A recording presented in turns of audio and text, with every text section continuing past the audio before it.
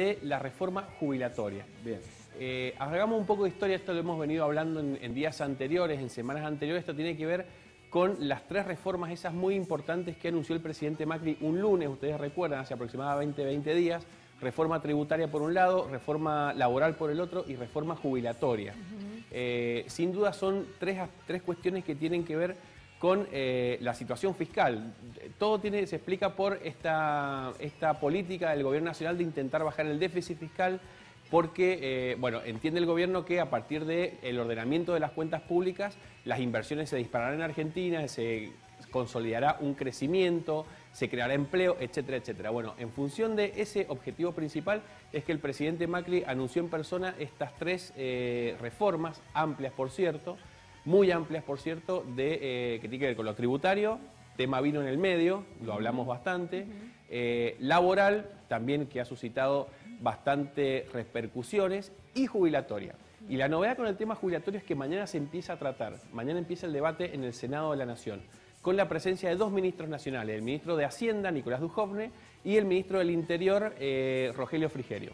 Ambos van a ir al Senado de la Nación y van a explicar en una reunión con varios senadores que conforman varias comisiones del Senado, en qué consiste la reforma jubilatoria. Bueno, para explicarlo vamos a hacer primero un pantallazo general con una placa que hemos preparado y que tiene que ver con los aspectos más generales de la reforma jubilatoria y con lo más polémico también, que es el cambio de la fórmula para calcular el ajuste de la jubilación, del haber del pasivo, ¿no? Bien.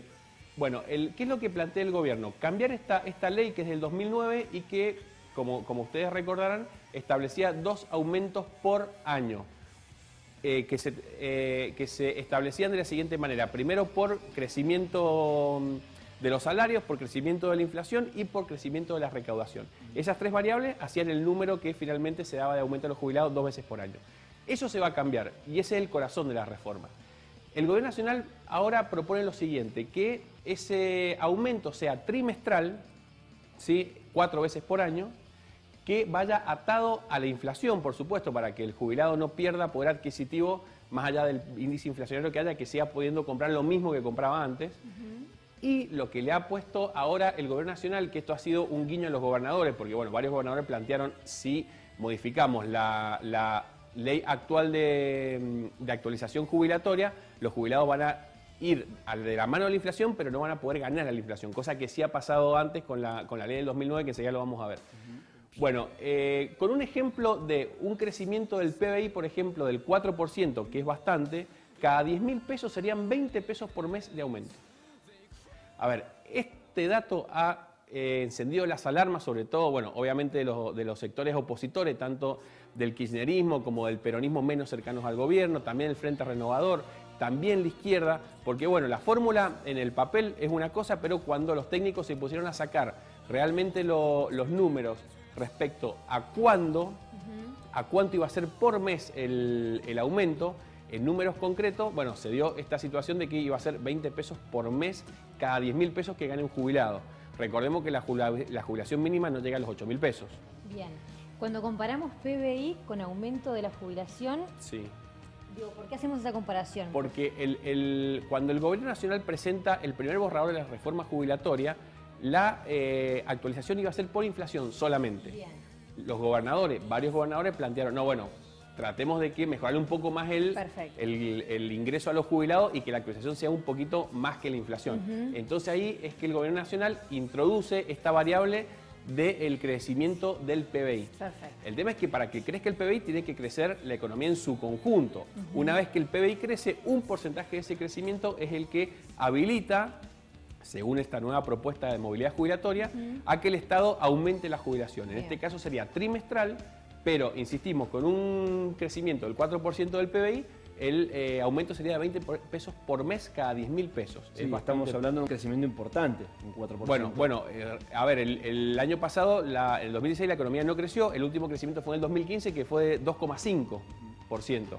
A ver, para llegar al 4 es bastante lo que tiene que crecer teniendo en cuenta justamente el pésimo 2016 que hubo, ¿no? Claro. O sea, hay que remontar lo que se perdió en el 2016 respecto al 2015 y además crecer por encima.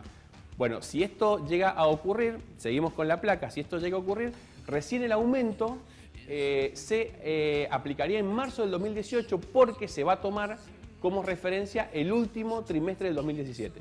Bien. Es decir que además de ser exiguo el aumento, va a ser retroactivo a 3 meses antes. Claro, vamos a ir persiguiéndolo. Vamos a ir de atrás con la inflación justamente. Bueno, otra cuestión que es interesante y que ha causado bastante polémica, sobre todo en el sector docente, tiene que ver con que la reforma ha puesto la mira en regímenes especiales de jubilación. Estos son, por ejemplo, docentes y científicos. Los docentes y científicos, primero que se jubilan antes que cualquier otro trabajador porque sus trabajos tienen características especiales. Estos son regímenes especiales que vienen desde hace muchos años, no es un invento de los últimos años ni de la década del 90, ni mucho menos. Estos son regímenes que vienen desde hace mucho tiempo y que, bueno, que establecen que los docentes y los científicos, por citar dos ejemplos de sectores con muchas personas trabajando, vienen de hace mucho tiempo. Y bueno, estos estarían en la mira de la reforma del gobierno nacional. ¿Cuál es el argumento de los docentes para rebatir este intento de quita de régimen especial? Bueno, que aportan más que el trabajador común y corriente. En promedio un 5% más. El docente y el científico aporta 5% más que cualquier otro trabajador para poder tener estos beneficios. Es una especie de compensación. Bueno, y finalmente, y este es otro argumento que se ha plantado sobre la discusión en las últimas horas, tiene que ver con el 82% móvil, el famoso 82% móvil. Esto tiene que ver también con un viejo anhelo de que las jubilaciones tienen que llegar al 82% móvil de lo que percibe un trabajador activo. Para tener una referencia, lo que se hace es tomar un sueldo básico y ver cuánto es la jubilación. Eso se va replicando teniendo en cuenta, bueno, cuánto se cobra de jubilación, cuánto se aportó, cuántos años, a qué régimen uno pertenecía, etcétera. Bueno, hoy por hoy, el 82% móvil que el Gobierno Nacional ha puesto sobre la mesa diciendo nosotros queremos llegar al 82% móvil para un montón de jubilados, para los que hayan aportado 30 años, etcétera. Bueno, en realidad es una falacia. ¿Por qué es una falacia? Porque actualmente el sueldo básico es de aproximadamente 8.000 pesos y la jubilación básica es el 81,7% de ese sueldo básico. Es decir, que estamos muy cerquita del 82%. Por eso es interesante que, bueno, se plantee, se diga 82% móvil, pero lo cierto es que estamos muy cerquita del 82% móvil. Por eso no deja de ser un argumento, si bien cierto, falaz porque la diferencia es muy poca. Es algo parecido a lo que pasa con los 20 pesos mensuales. También es un plus por sobre la inflación, pero termina siendo tan poquito que no hace la diferencia, ¿no? Bueno, a esta discusión se sumó ayer el defensor del adulto mayor de la Ciudad Autónoma de Buenos Aires, que dio a conocer la canasta básica del abuelo, teniendo en cuenta que las personas mayores tienen una canasta básica que es diferente a la de las personas activas, ¿no? Claro, considerando medicamentos, por ejemplo. Medicamentos, gastos en higiene, vivienda, para esparcimiento, que les queda muy poquito, y eso es lo que estamos viendo en esta placa. En octubre, la canasta básica del adulto mayor fue de 17.523 pesos, 100% más que hace 2 años.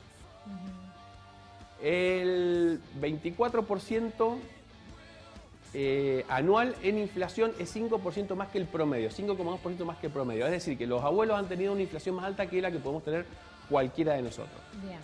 En el caso de esto es desagregado, 3.728 pesos para alimentos, 3.894 para medicamentos, 4.677 para vivienda, teniendo en cuenta todo lo que incluye el rubro de vivienda, 1.819 para higiene y limpieza y 715 pesos quedan para ropa, transporte y recreación.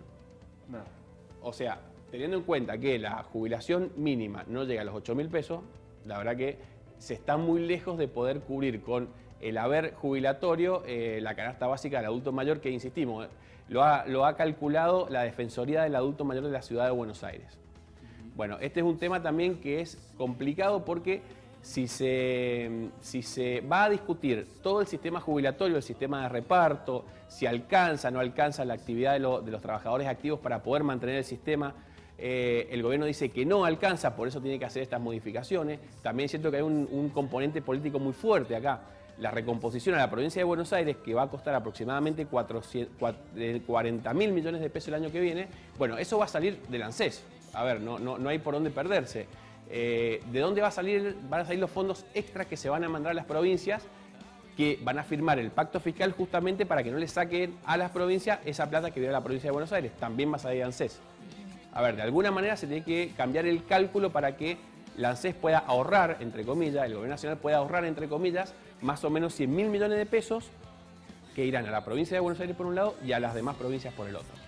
Bueno, finalmente para comparar esta ley, este proyecto de ley de modificación del sistema jubilatorio, vamos a ver qué pasa hoy con el sistema actual de actualización, en un gráfico muy interesante que publicó el diario El Cronista en su edición de hoy y que tiene que ver justamente con cuánto han aumentado las jubilaciones y cuánto ha aumentado la inflación en los últimos años. A ver.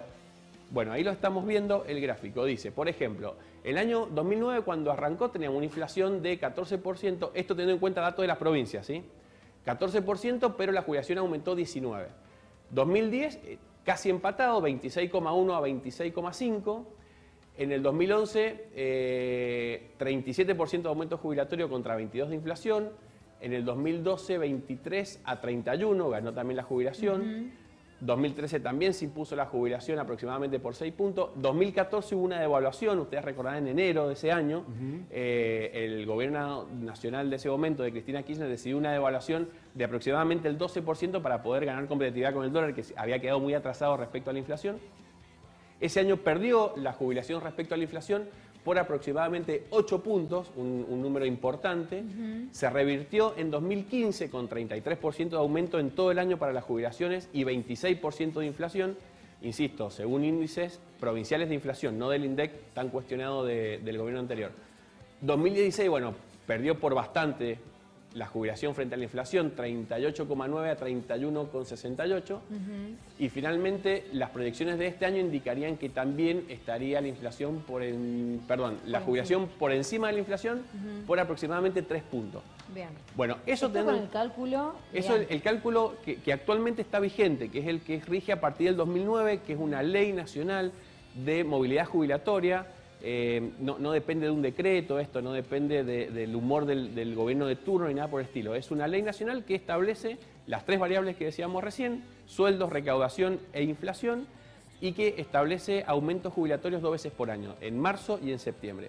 Esa ley es la que quiere cambiar el presidente Macri, el gobierno nacional, para poder, según el relato oficial, tratar de hacer sostenible el sistema, pero también darle los recursos que ha prometido, tanto a la provincia de Buenos Aires como a las demás provincias. Bien. Muy bien, perfecto. completísimo. Clarísimo, Cristian. Bueno, muchas gracias, chicos. Nos vemos. Muy amable. Muy bien. Hasta la próxima.